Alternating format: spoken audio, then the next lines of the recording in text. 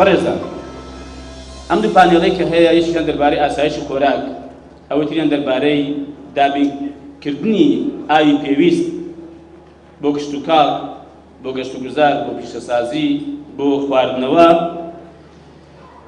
ئومێد دەکەم کە لە کۆتاییدا کۆمەڵێک ڕاستپاردەی و کۆمەڵێک پێشنیاری لێ بکەوێتەوە کە بدرێ بە حکوومەت هەرێمی کوردستان بۆ ئەوەی کە بیانکەین بە بنەما بۆ پەرەپێدان و بۆ ژانەوەی کەرتی کشت و کاڵ کە دیارە وەکو برای بەرەزمە کاقوبات باسی کرد تا ڕادەیەکی زۆر لە ڕابردوودا فرامۆش کرابوو و دڵخۆشم بە حەقیقەت بە بینینی ئەم بەڕێزانە کە خەڵکێکی پسپۆر شارەزا لە بواری کشت و کاڵ لە بواری ئاو تەشریفیان لێرانەیە بەڕاستی ئەمە هاندەرێکی کێیە بۆ دڵخۆشیم زیاتر پێدەدا وەکو کاقوبات فەرمی ئەگەر تۆزێ خۆم ماندوو کرد بێت دڵنیاتان دەکەمەوە ئێستا زیاتر خۆم ماندوو دەکەم چونکە دەبینم ئەم بەڕێزانە گەرم و گوڕن بووینە لێرانە واتە پاڵپشتیکردن هاوکاریکردن جا بەڕەخ نەبێ بە پێشنیار بێ بە هەر شێوازێک بێ من دڵنیاتان دەکەمەوە لە خزمەتاندا دەبم و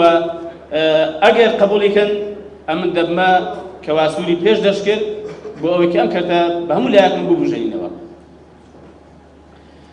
خۆتان دەزانن یەکێک لە مشکلەکانی ئەمڕۆ قەزیەی خۆراکە.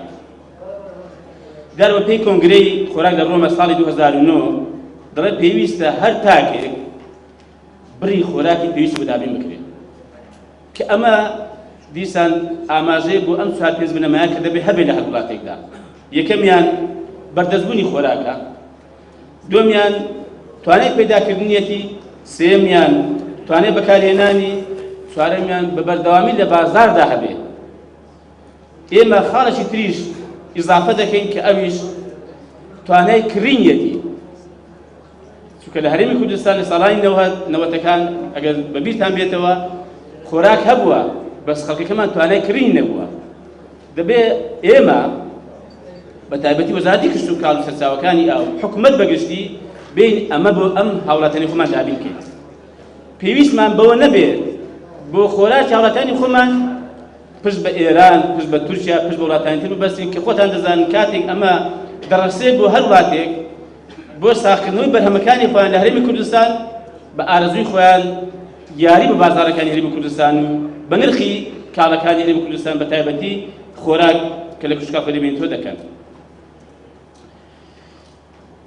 ئێمە وەکو وەزارەتی کشت و کاڵ خۆمان بە پرسا دەزانین کە گرنگی بدەین بە بەرهەمهێنانی خۆراک، بەڵام نابێ ئەمە لە یاد بکەین کە بەرهەمهێنانی خۆراک تێکەڵ نەبێ بە سێکتەرەکانیکەوە، واتە پەیوەندیشی پتەوی هەیە بە هەموو سێکتەرەکانەوە. پەیوەندی پتەوی هەیە بە سێکتەری پیشەسازی، بە پیشەسازیکردنی خۆراک. خۆتان دەبین ئێمە ساڵانە کە بە تایبەتی ئێستا بەرهەم کە زۆری زیادی کردووە و زۆر لەو بەرهەمانێک کە پێویستن بۆ هاوڵاتیانی هەرێمی کوردستان ئێستا بە پیشەسازی خۆراکی بەرهەمەکەمان خەسار دەبێت یا بە نرخێکی زۆر هەرزان دەفرۆشێتەوە، زووتیارمان زەرەر دەکات. پەیوەندی هەیە بە وەزارەتی بازرگانی، پەیوەندی هەیە بە وەزارەتی ناوخۆ، پەیوەندی هەیە بە وەزارەتی شارەوانی. و ئێمە خۆشحاڵین بەوەی کە وڵاتەکەمان وڵاتێکی کشت و کاڵیە. دەزانن بە پێو توێژینەوانەی ڕێکخراوەکانی پسپۆر لە بواری خاکدا کە بە ئێمە گەیشتووە باشترین خاک لە ناوچەکە لە دوای سوودان خاکی بەپیتی و بەرەکەتی هەرێمی کوردستانە. ئەمە یەکێک لە بنەماکانی بوونی هەر وڵاتێک بە وڵاتێکی کشت و کاڵی. ئاو هەوا ئێمە ئاو هەوایەکی زۆر گونجامان هەیە، ئاوی پێویستیشمان هەیە تا ڕادەیە بۆ کشت و کاڵ، ئاوێکی سازگارمان هەیە، کەش و هەوایەکەشمان گونجاوە تەقریبەن 4 فەسڵێک ساڵی تێدایە و دەستی ڕەنجین، دەستی کارە. حەز دەکەم بیزانن ئێستا لێرە تەشریفیان هەیە بینی من جوتیاری وانی منەیمان هەیە بڕاکە لە ناوچەکە جوتیاری ئاوان نییە. داهێنانی بە شێوەیە کراوە کە لەم ناوچەیە لەگەڵ ئەو وڵاتانێک کە چەند ساڵە وڵاتی خۆیان هەیە شارەزاییان هەیە داهێنانی ئاو لە کشت و کاڵ دانەکردووە. و ئێمە پێویستمان بە سەرمایەکیش هەیە بۆی کە ئەم کەرتە بیکەین بە بنەمایەکی تر بۆی کە باش ببوژێنەوە. ئێمە وەکو وەزارەت لە خزمەتانداین بۆی کە ئێمە ئەم ئەرکە بخەینە ئەستۆی خۆمان بۆی کە لەم ڕۆکەتی کشتکار بەرەو پێش بێت. خواستی هاوڵاتی لە کۆمەڵگەی سەرڕووی زەوی ڕۆژ بۆ ڕۆژ بۆ خۆراک زیاتر دەبێت. دەزانن ئەوەی کە ئێستا تاکێک پێویستی پێێتی لە خۆراک کە پێویستە بۆی ئامادە بکەیت، جاران هەر لەو کردواری خۆمان خێزانێک ئەوەندە خۆراکەی پێویست نەبووە. ئەگەر باسی ئاو بکەم، جاران یعنی چەند کەسێک پێویستن بە ئەوەندە ئاوە بە کەسێک کەس پێویستی پێێتی. و بەپێی ئامارەکان بۆ 2050 خواستی هاوڵاتیانی سەرڕووی زەوی بۆ خۆراک بە ڕێژەی 170 زیاد دەکات. دەی ئەمە ئەرکی ئێمەیە. بەرەزان ئێمە تەنها لەم مودەتە کەمەی ئێستاماندا بەرپرسیار نین. ئێمە بەرپرسیاری لەو ئەرکی ئێستا شەشانمانە بۆ نەوەکانی داهاتی خۆشمان، چ دەربارەی ئاو، چ دەربارەی خاک، چ دەربارەی خۆراک، دەربارەی هەر شتێک کە پەیوەندی ئەوەیە. زۆر جار با من شتێکیان بۆ باس بکەم. باسی بیری پایی لەسووری دەکرێت، مەسەڵەن بیر لێدانی بە نایاسایی. دەڵێن کاکە بۆ هێندە توندنیانی بۆ وا دەکەن. دەڵێم کاکە ئەم ئاوە ژێر زەوی بەخوای ئێمە نیە بەتەنها ئەم مەجموعە خەڵکی ئێستا کە لەسەر ئەم خاکە دەژین. ئەی کاکە ئەوانەی دوای ئێمە دێن، کاتێک کە ئاو ئێستا ئاو کە هەرچەند باسی ئاو دەکەم دواتر تۆزێک، ئێستا ئاو هەر ئاستی دابەزینی هەر لە زیادبووندایە، شوێنی 70 مەتر 80 مەتر 100 مەتر ئاوی ژێر زەوی دابەزیوە. چێ بەرپرسیارە لە دابیکردنی ئاو بۆ نەوەکانی داهاتوو؟ باشە 4 ساڵی تر ئەو خەڵکی کە دوای ئێمە دێ ناڵێن کاکە باشە ئەم حکومەتە ئەم وەزارەتە ئەرچی چی بووە؟ ئایا کەس پێی خۆشە دوای خۆی نەفرەتی بۆ بنێردرێ؟ هەمومان پێمان خۆشە دوای دوعایەکی خێر و ڕەحمەتمان بۆ بنێردرێ. ئاسایشی خۆراک ئێمە کێشێک لە بنەماگرێکەکانی پاراستنی بەرهەمی خۆماڵیە. حەقیقەتەن ئێمە دەستمان پێ کردووە. ئێمە ئێستا سوپاس بۆ خوا لە زۆربەی ئەو بەرهەمانەی کە هاوڵاتیانی ئێمە پێویستی پێیەتی بە خوددابینکاری گەیشتوین. هێندێکیشان 160 170ە، بەڵام هێشتا کاری زۆر ماوە بکرێت. هەر وڵاتێک خۆراکی پێویستی خۆی بۆ هاوڵاتانی خۆی ئامادە نەکرد، ئەم وڵاتە ناچار دەبێت یان ناچار دەکرێت کە دەستی بکەوێتە بنسەری خەڵک. سەرۆشی ئەمریکا جیرات پۆل لە سەرتاکە هەفتاکەنزان چی وتووە؟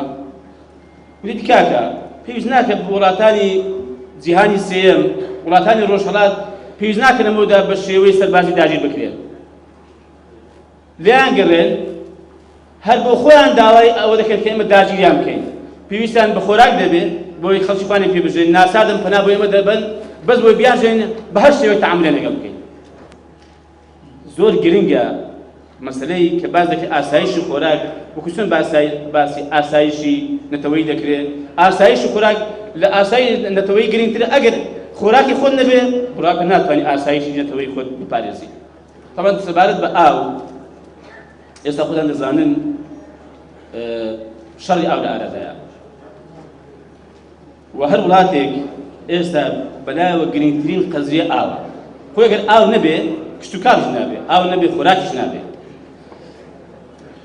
ئەم وڵاتانی ئێمە دەوروبەری ئێمە پێدا تێدەپەڕین هەموو ڕوو لە کەمبوونە، واتە ڕوو لە کەمبوونی ئاوە. واتە ئاوی پێویست بۆ خواردنەوە، ئاوی پێویست بۆ کشتوکاڵ، ئاوی پێویست بۆ پیشەسازی و بۆ گەشت و گوزار هەموو ڕوو لە کەمبوونە. تەمان ڕۆژ لە ڕۆژ ڕوو لە کەمبوونە و ڕۆژ بۆ ڕۆژی بەڕاستی بەرنامە هەیە بۆی هەر وڵاتێک ینی ئاوی پێویست بۆ پێویستەکانی خۆی دابین بکە. لە بەرامبەردا هیچ وڵاتێک باکی نییە بۆی کە ئاوی خۆی دابین بکە بۆ پێویستەکانی خۆی زەرەر لە هەر وڵاتی شتێک بدا. تەماشاکەن تورکیا بۆی پرۆژەی گاپ هەموو ئەو ئاوانەی دەڕژێنە سووریا، دەڕژێنە عێراق، وای لێ دێت کە هەمووی دەگرێتەوە.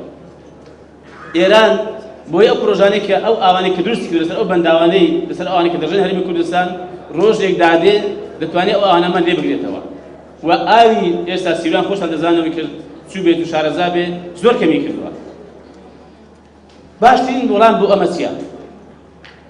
بۆچی ئێمە بین؟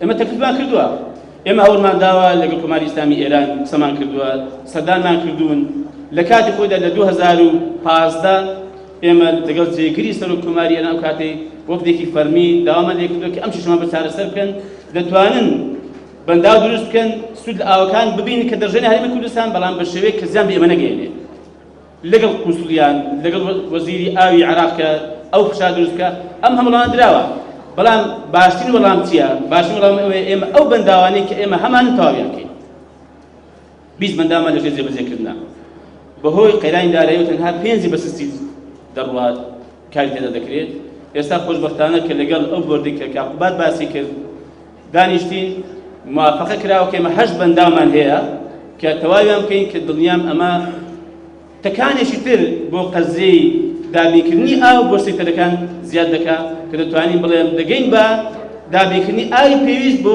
ئەو سێکتەرانێک ئێمە لە هەرێمی کوردستان پێویستمان پێ دەبێت ئەوەی تر پێویستی بە دروستکردنی پۆنت هەیە کە ئەویش دارە ئێمە ئەم ساڵەکە ینی پۆندێکی باش دروست کراوە و بەنامەمان هەیە بۆ دروستکردنی پۆندی تریش